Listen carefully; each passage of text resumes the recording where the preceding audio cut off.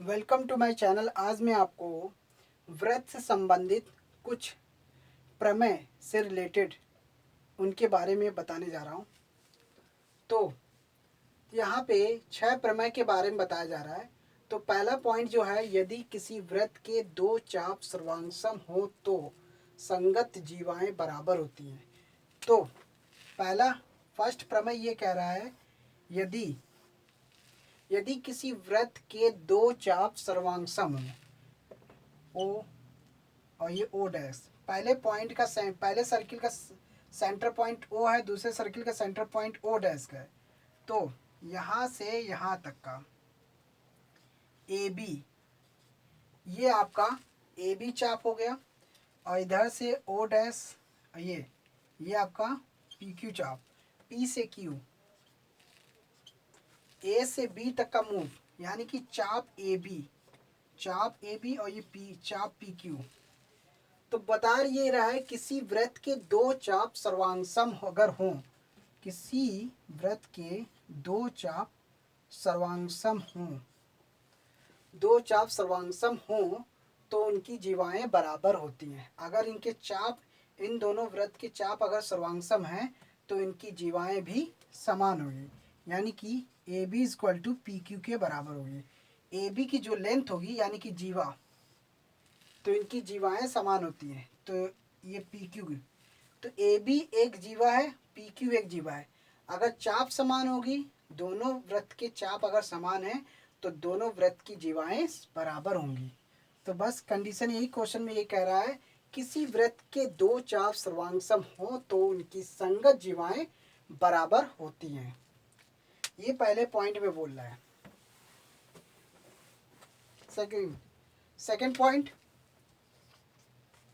यदि किसी व्रत की 2 जीवाएं समान हों, किसी व्रत की 2 जीवाएं,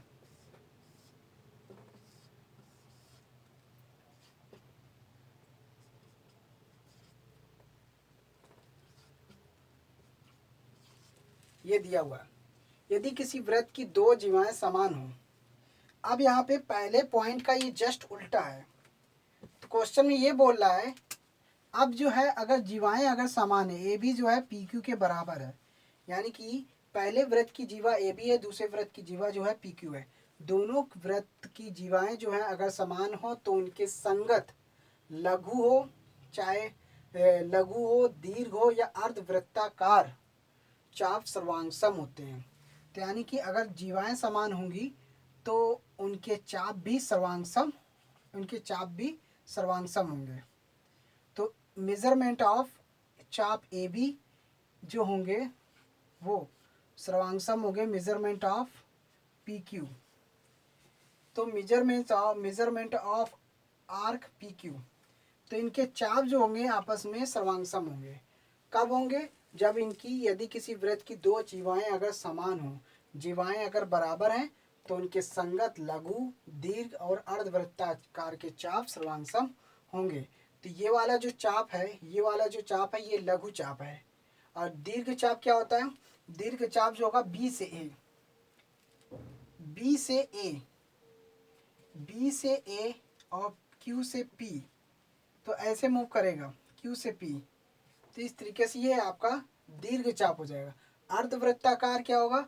अर्धवृत्ताकार मतलब यहाँ पे आपका अर्धवृत्ताकार की जीवाएं, ये अर्धवृत्ताकार की जीवाएं, अर्धवृत्ताकार की चाप भी सर्वांगसम होती है। अर्धवृत्ताकार है, इसका नाम दे दिए पी क्यू और इसका नाम दे दिए ए बी। ये क्या है? यहाँ से ए से बी तक का चाप है और पी से क्यू तक का चाप है। सेंटर पॉइंट ओ डैश रहेगा। तो अगर इनके चाप, जीवाएं अगर समान होगी तो इनके चाप भी सर्वांगसम होंगे, चाहे वो लघु चाप हो, चाहे वो दीर्घ चाप हो, चाहे वो आपका अर्धवृत्ताकार चाप हो। तो कंडीशन को फॉलो करेगा क्वेश्चन के हिसाब से। जैसा क्वेश्चन में, जैसे आपका व्रत से रिलेटेड जो भी क्वेश्चन आएंगे, अगर आपको व्रत से रिलेटेड रूल्स पता है तो आप उस व्रत से रिलेटेड जो भी क्वेश्चन होंगे आप बड़ी आसानी से सॉल्व कर सकते हो। तो बस ये ध्यान रखना, अगर उनकी जीवाएं समान हैं तो उनके चाप भी समान होगी। चाप अगर लघु में हो तो भी, दीर्घ में हो तो भी, और अर्धवृत्ताकार फॉर्म में अगर चाप है तो भी समान होंगे, सर्वांगसम होंगे। थर्ड पॉइंट, वृत्त के केंद्र से जीवा पर डाला गया लंब जीवा को समद्विभाजित करता है। यानी कि ये वृत्त है, वृत्त का केंद्र O है और ये हो गया जीवा AB, और ये हो गया AB एक चाप है, और ये AB जो है, AB क्या है, एक जीवा है। तो वृत्त के केंद्र से जीवा पर डाला गया लंब, वृत्त के केंद्र से जीवा पर डाला गया लंब 90 डिग्री OM, OM जो है परपेंडिकुलर है AB पर। अगर OM जो है परपेंडिकुलर AB पर है, जीवा पर अगर लंब है, वृत्त के केंद्र से जीवा पर डाला गया लंब जो है जीवा को समद्विभाजित करता है। यानी कि अगर OM जो है AB पर परपेंडिकुलर है तो AM जो होगा वो BM के इक्वल होगा, या इसको हम कह सकते हैं AB/2।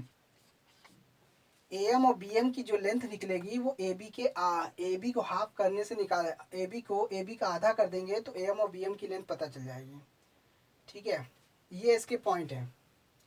तो वृत्त के केंद्र से जीवा पर डाला गया लंब जीवा को समद्विभाजित करता है। अब बात आ जाती वृत्त के केंद्र और जीवा के मध्य बिंदु को मिलाने वाली रेखा। वृत्त के केंद्र से और जीवा के मध्य बिंदु को मिलाने वाली रेखा जीवा पर लंब होता है। अगर ये M जो है, M is a mid point of AB, M जो है AB का मध्य बिंदु है। जब AB का मध्य बिंदु है तो मध्य बिंदु का मतलब क्या होता है, मध्य बिंदु जो होती है उस लाइन को दो बराबर भागों में पहले ही बटी हुई होती है। AM जो होगा BM के इक्वल होगा और ये AB का आधा हो जाता है। जब किसी रेखा का मध्य बिंदु अगर पता होता है तो उस रेखा को दो बराबर भागों में पहले से ही वो दो बराबर भागों में समद्विभाजित करता है। तो इस तरीके से AM जो होगा BM के इक्वल होगा, और इसकी जो लेंथ होगी वो AB का आधा करने से AB का हाफ कर देंगे तो निकल जाएगा। अब बात आती है इसके केंद्र से। अगर हम सेंटर से, वृत्त के केंद्र से जीवा के मध्य बिंदु को मिलाने वाली रेखा, अगर हम वृत्त के केंद्र से और इस जीवा के मध्य बिंदु को मिलाने वाली जो रेखा है वो जीवा पर लंब होगा, तो कहने का मतलब अगर मिलाने वाली रेखा है, सीधी है, बट रहा है, जब ये कंडीशन को फॉलो कर देगा, ये पहले से है, तो यानी कि कहने का मतलब OM जो होगा वो परपेंडिकुलर होगा AB पर। OM जो होगा वो परपेंडिकुलर AB पर, क्योंकि अगर परपेंडिकुलर है तो AM और BM AB का आधा होता है। ये कंडीशन पहले वाले थर्ड वाले पॉइंट में समझाया गया है कि वृत्त के केंद्र से जीवा पर डाला गया लंब जीवा को समद्विभाजित करता है। तो अगर ऐसा है, जब वो समद्विभाजित पहले से है तो लाइन जो होगी OM जो होगी वो AB पर परपेंडिकुलर अपने आप हो जाएगा। तो ये पॉइंट है। पांचवा पॉइंट क्या, वृत्त की दो जीवाओं, वृत्त की दो जीवाओं के लंब समद्विभाजक वृत्त के केंद्र पर प्रतिच्छेद करते हैं। कहने का मतलब वृत्त है, वृत्त की दो जीवाओं के लंब समद्विभाजक वृत्त के केंद्र पर प्रतिच्छेद करते हैं। मान लेते हैं ये है एक पहली जीवा, पहली लाइन AB है और दूसरी लाइन ये PQ है, PQ। तो कहने का मतलब वृत्त की दो जीवाओं के लंब, दो जीवाएं, एक पहली AB जीवा और दूसरी PQ जीवा, लंब समद्विभाजक, यानी कि इस लाइन का आधा कर दें।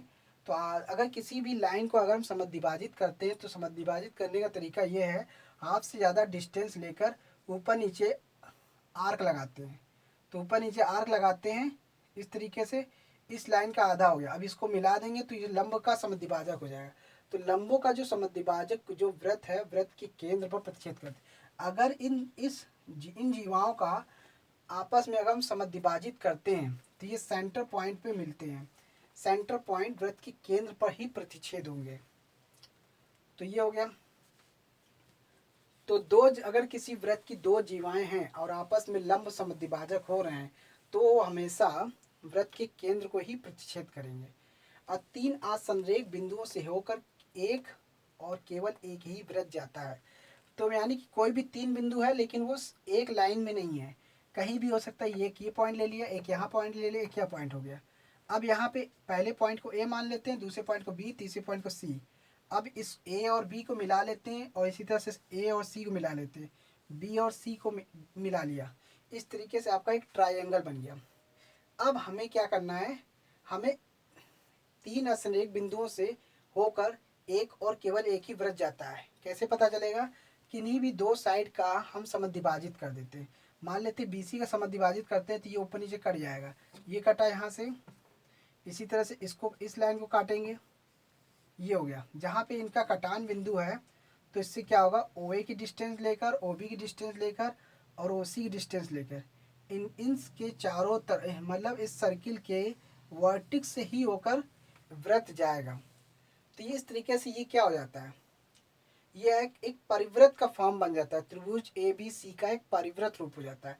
अगर किसी भी ट्राइंगल ए बी सी का परिवृत्त होता है तो उस त्रिभुज के वर्टिक्स पे केवल एक ही वृत्त खींचा जा सकता है, उससे ज़्यादा नहीं खींचा जा सकता। तो इसी मतलब है तीन असंरेख बिंदुओं से होकर केवल एक ही वृत्त जाएगा, एक से ज़्यादा नहीं जा सकता, केवल एक ही वृत्त खींचा जा सकता है। तो तीन असंरेख बिंदुओं को मानकर उन बिंदुओं को मिला लीजिए। इस तरीके से आपको एक ट्रायंगल प्राप्त होगा। उस ट्रायंगल का हम परिवृत्त निकाल सकते हैं। किन्हीं भी दो साइड का हम समद्विभाजित करके आसानी से उसका हम परिवृत्त निकाल सकते हैं। परिवृत्त बनेगा तो केवल एक ही वृत्त खींचा जा सकता है। तो thanks for watching my video. धन्यवाद।